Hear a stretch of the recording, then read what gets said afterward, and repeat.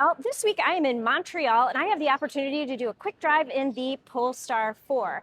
And what I'm going to do in this video is when we get to a little less crowded area, I'm going to do a walk around of the vehicle and then I'm going to get into some brief driving impressions. I'm going to save the good stuff and the bad stuff for later because I'm hoping that I will have a longer drive down the road. So my name is Jill Ciminillo. Let's take a closer look at the Polestar 4 right now. I'm just going to jump right into the exterior walk around of this vehicle. So this is the Polestar 4, and it's not because of the size of the vehicle. It is because of the sequence of the launch. So you had 1, 2, 3, and then 4. And where this is actually positioned is between the Polestar 2 and the Polestar 3. So it's bigger than the Polestar 2, smaller than the Polestar 4. And Polestar is calling this an SUV coupe. So it has some of the big wheels, the SUV-like styling, but also the fastback here for the coupe styling. And it does have more of a lift back than a trunk. So, I mean, it's an interesting position, and I would say this is probably, if I were going to say, what is this similar to that is currently on the road, I would say it's probably similar in styling and spaciousness to the Toyota Crown. So it's not quite a sedan, but not really quite an SUV either. And the big difference this has here is that it does have more of a lift gate than an actual trunk, whereas the Toyota Crown has a trunk. Now, this is all electric. It has 300 miles of range, the max when you have the single motor long range vehicle. This is a dual motor model and it has about 270 miles of range. Now we are driving today in the Montreal area and we're driving a lot and we still have more than 50% of the battery. I'm not feeling any range anxiety. I'm feeling pretty good about this. So let's continue with the walk around. So you've got large wheels. These are 21-inch wheels. And they did say some of the vehicles we are driving today, pre-production European spec. So I can't remember if they said these are wheels that will come to the United States or not, but 21-inch wheels will be coming. Just may not be this exact wheel. So on the front, you have what they call a dual blade treatment for the daytime running lights, and your headlights are actually kind of hidden here. But your daytime running lights, and it is slightly reminiscent of Thor's hammer that you will see in Volvo vehicles. These are like, Polestar is an offshoot of Volvo, though they are no longer like Volvo branded vehicles. So you will see some similarities there. And I mean, especially as you walk around to the back and you look at the taillights, this lighting signature here does look familiar, but you do have the light bar that comes all the way around the back. Now, the overall shape of this vehicle is very aerodynamic in order to help with the overall economy, fuel economy. I mean, not fuel, but your range economy. And as you are driving these actually go flush. Again, helps with the aerodynamics of the vehicle. And it's an interesting shape. It's not something we've seen before, and I like the looks. Now, the weird thing about this, you may have noticed when we were around the back, is the fact that it does not have a rear window. Not even a little bit.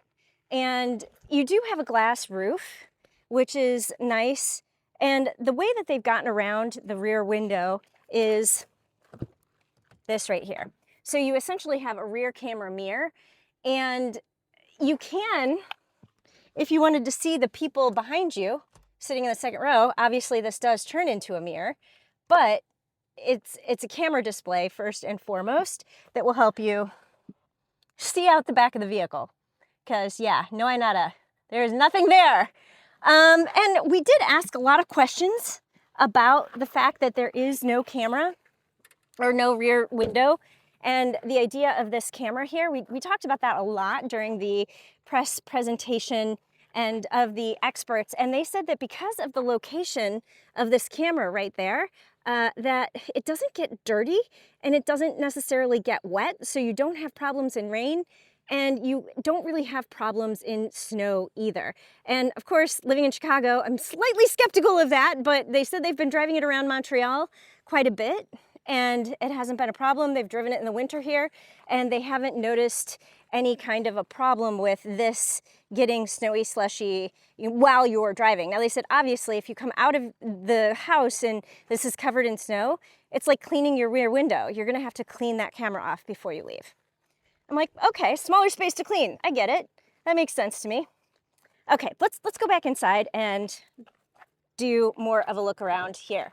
Oh, and you know what? Before we go completely inside, I want to call your attention to these side mirrors. This is a really interesting design because it's kind of like you have your mirror on a swivel. They are frameless, and it just swivels out like that. And then you have the frameless mirror, and you do have your blind spot monitoring there.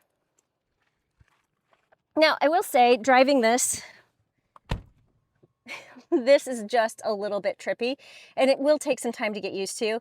And my driving partner was having some problems with the clarity of it, and he said it was giving him a little bit of a headache. I wonder if that's something that you would get used to. It's like a new prescription, new glasses, you know, is that something that you would get used to?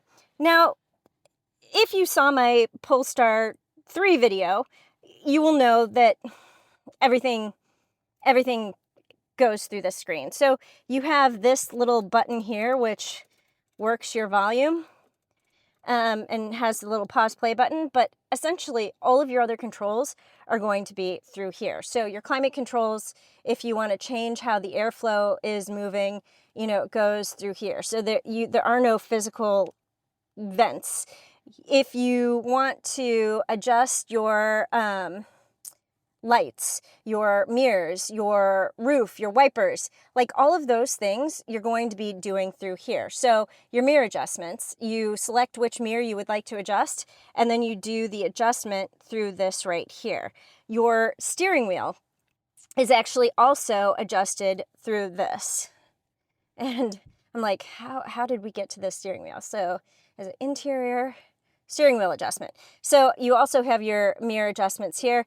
And so you hit your steering wheel, and then if you want to adjust it, you hit these here, but you do have to go through the screen to let the system know that that is what you would like to adjust. Same with your left mirror, so this mirror here, and then you go to your buttons on this, and then you adjust. And I will say it's a little bit awkward to do while you are driving. And I tried to set this up as well as I could when I was in park, but it's just, I always need to make some final tweaks once I'm driving to see the lane lines. And especially since this is just a static image and you're not going to touch it, your side mirrors, I think, become a lot more important. But this is all stuff I think an owner would get used to. And one of the things that one of the things that Polestar kept saying during the press presentation is that they were getting rid of things that weren't necessary anymore. So unnecessary knobs, unnecessary dials. And I don't know if I agree with some of the selection. The climate controls don't bother me because this big screen pops up and then you can, you know, very easily adjust. But your mirror adjustments, your, you know, turning your headlights on and off is going to be through here as well. Now, you can turn them on auto. Says your mirrors, lights. I turned them on so that we could look at the exterior, but like for the most part, you're going to leave them on auto, and that just means as it gets dim, they will turn on. And I think that is the default setting. So if I turn off the car and then turn it back on, they automatically go into auto. So your audio controls are here. This does have wireless Apple CarPlay. I haven't connected it yet, but I'll try and do that and see what that looks like. And you have all of your controls through here. I mean, you even open your glove box through this screen. Obviously, I'm not quite sure where you, there it is. But you can open the glove box through here and then you can close it. So, I mean, it's like any operating system computer. It's going to take you some time to get used to it. So it will probably be a little bit awkward when you first get behind the wheel. But this is the kind of thing that hopefully will become more intuitive and that you'll get used to it. And a lot of times you will set it up once and then it'll be in good shape for you to drive the next time. So yeah, I'm gonna wait for a full test of this vehicle to go through the technology, but I just wanted to give you a quick look at what is going on and how this operates. This does have one pedal driving. It does have, I know there's an available damping. There's, I don't know if there are drive modes or not. So we haven't really played around with that. We've been, again, driving around the countryside in Quebec, which is quite lovely. But I just wanted to show you this vehicle and how it operates, how it looks. And you know what, let's just, before I exit, let's just climb into the back seat really quick and check that out. My driving partner's jacket. So you do have this pop down here. If you only have 5 people back here, you have, these are pre-production vehicles, but your climate controls will be here. And you do have some manual adjustments for your air venting down here. Now, obviously this is my driving position, so there's a lot of leg room back here, but I think even with somebody who's a little bit taller, you're still gonna have a good amount of space behind the passenger or driver seat for your leg room. I mean, that's a solid like 1.5 feet here. You have some USB-C charge ports back there. And again, you have this glass roof. You can make it opaque or you can make it clear to see out more. All right, it is now time for me to do some brief driving impressions, and I will try to keep this brief because I've literally only been behind the wheel for about an hour, but we've driven on some twisty bits, we've driven through rain, and we are now on the highway, and I want to say this feels comfortable, planted, solid, zippy, all the things that you want in a vehicle that you're going to use as a daily driver. We've been driving on some pretty not smooth roads, and so this felt pretty good over like the rough bits, even though you could feel them. It wasn't like teeth clatteringly stiff. So I like how this drives. I like the steering feel. I didn't notice any jiggle. Like, to me, like the faster you go, the stiffer the steering gets. So it felt pretty comfortable.